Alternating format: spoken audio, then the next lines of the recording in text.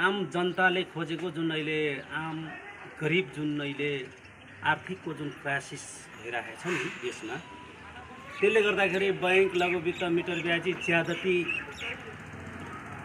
भएर जब आम जनताले अभिभावक सहितको छ नि प्रत्यक्ष कार्यकारी र छ नि राजा चाहियो भनेर छ नि 15 गते गइरहँदाखेरि कोही लुकेको छैन, कोही भागेको छैन क्या।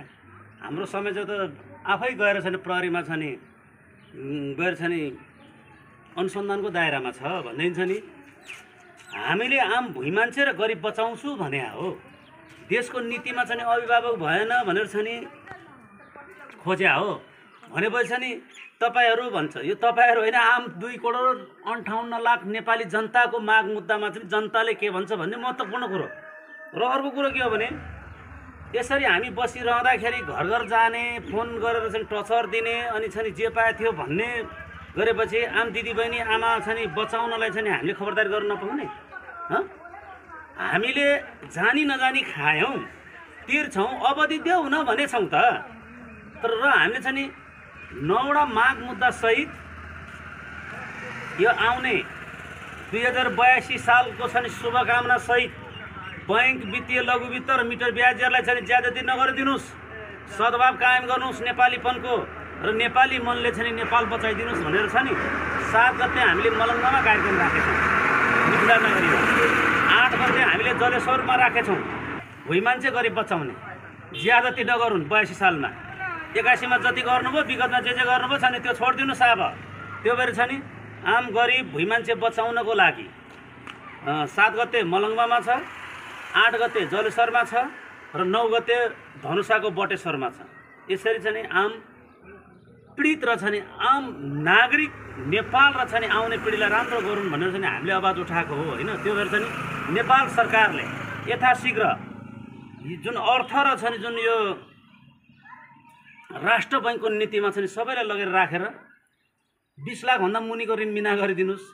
गरिब छ नि तपाईँको धेरै झुन्डिएर बिखाएर मरे, 20 लाख भन्दा माथिकोलाई छ नि 5% गरिदिनुस् भनेर छ नि जुन विश्वभरि रहेछ नि अन्य देशहरूमा भएको जस्तै चाहिँ नेपालमा पनि गरिदिनुस् न। अनि सबै लुटेर धुतेर खाने, अनि हामी चुपोलाई बसिदिनु पर्ने, जहिले यिनीहरूको चाहिँ जय जय गर्नुपर्ने झोला बोकेर। त्यो भएर यो चिजहरू छ नि गर्नलाई नेपालीपन र नेपाली मन र कला सांस्कृतिक पहिचान सहितको छ नि नागरिक बचाउ, र जुन 15 गते भएको घटनामा छ नि सत्य तथ्य छानबिन गरेर छ नि हाम्रो संयोजक लगायत जो निर्दोष छ सबैले छ नि रिहाई गरून् भनेर चाहिँ हाम्रो खबरदारी कार्यक्रम मिथिला नगरीमा अब बढिरहेको छ। त्यो भएर बारा, पर्सा, रौतहट, सर्लाही, मोतरी, धनुषा, सिरा, सप्तरीका आज आएर छ नि मिटिङ बसे। जनता भन्दा कोही छ त? जनताले कर तिरेपछि छ नि कर्मचारीहरू लगायत जसले चाहिँ न्याय दिन्छ भनेर चाहिँ जनताको कर खाएपछि चाहिँ दिनु पर्दैन नीति, जनतालाई न्याय दिनु पर्दैन। जनतै मरेर सबै खरानी भयो भने कहाँ यिनीहरूले खान्छन् क्या भने को चाहिँ बस्नुपर्छ र?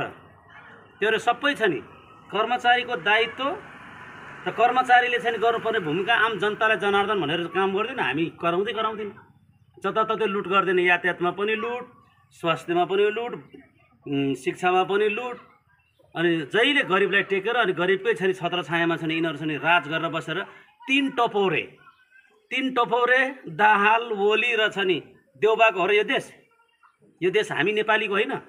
नेपालीले छ नि देशलाई छ नि लुटेको धुतेकोमा छ नि आवाज उठाउन नपाउने, गरिब जनतालाई नबचाउने। त्यो भएर यो चिजहरू छ नि पत्रकारजीहरूले मनन गर्नुपर्छ। आम जनताको छ नि कर र ट्याक्स छ नि तपाईँको गर्ने, अनि यिनीहरू मन पर्दी छ नि अनि ब्याज दरहरू बढाउने, अनि जताततै उतै लुट गरिदिने, अनि लुट र धुतको लागि छ नि हामी चुप लागिबस्नुपर्ने। अनि गरिबका छोराहरू छ नि आवाज उठाएर जाँदै लगेर छ नि अनुसन्धानको दायरामा राखेर छ नि मनपर्दी गर्न पाउँछ त सरकारले? त्यो सरकारको जनता सरकार होइन, जनताले जनार्दन बनाएर पठाएन स्वस्तिक चिन्ह दिएर। सरकार विरोधी होइन, विरोधी हामी कहिले हुँदैन। जनता जनार्दन भएपछि जनताको हक अधिकार सुनिश्चित गरिदेऊ न। किन विरोधी हुने भने यहाँ अंश लिने हिँडेन छैन, अनि यहाँ छ नि भागबन्डा गर भने होइन। गरिब जनता चाहिँ बिख खाने, डोरी बोक्ने र चाहिँ आत्मा दाह गर्ने, पेट्रोल बोक्ने चाहिँ त्यो चाहिँ काम नहोस् भने हो क्या। यस्तो छ आजको जुन हाम्रो बैठक भयो होइन, सबभन्दा पहिला त अहिलेको जुन परिस्थिति भनौँ या अवस्था भनौँ, जस्तो सरकारले हामीलाई चैत 15 गतेको तिनकुलेको घटनामा जुन हामीमाथि दमन भएको छ, अत्याचार गरिएको छ, त्यसैको बारेमा हामी अब छलफल गरे र हाम्रा अभियानका अभियन्ता साथीहरू विभिन्न जिल्ला, हाम्रो जस्तो यहाँ 4 वटा 5 वटा जिल्लाका अभियन्ता साथीहरूको यो हाम्रो जनकपुर अञ्चलका यो अफिस छ।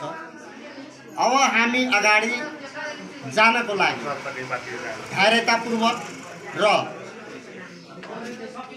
जति पनि हाम्रो जिल्ला छ र नगर छ, नगरपालिका छ, गाउँपालिका छ, वार्ड छ, पीडित सबै ठाउँमा छ र पीडितलाई जुन यो सरकारले दमन गर्यो, यो लहुवित्तीय पीडितलाई, मिटर ब्याजी पीडितलाई जुन दमन गरेर हामीलाई दबाउन खोज्यो, यो अब दब्नेवाला छैन।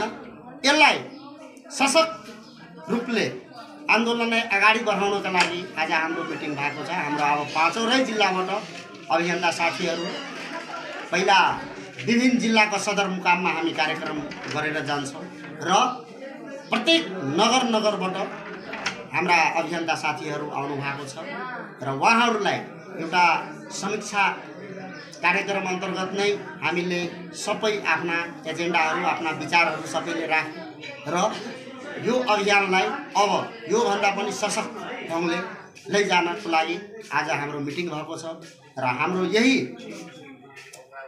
2082 साल 1 महिना 7 गतेदेखि विभिन्न ठाउँमा हाम्रा विरोध प्रदर्शन कार्यक्रम हामी गर्न गइरहेका अब निर्णयहरू अगाडि बढाउने प्रक्रियाहरूको निर्णय त गरिएको छ गर्नलाई चाहिँ, हैन? अब त्यो कसरी बढ्छ भन्ने कुरो अब आजदेखिबाट लागू गर्ने भन्ने निर्णय छ। त्यो निर्णय चाहिँ लागू हुँदाखेरि नै त्यतिखेर नै अनुभवमा म भन्न सक्छु, अहिले भन्न सक्ने अवस्था छैन।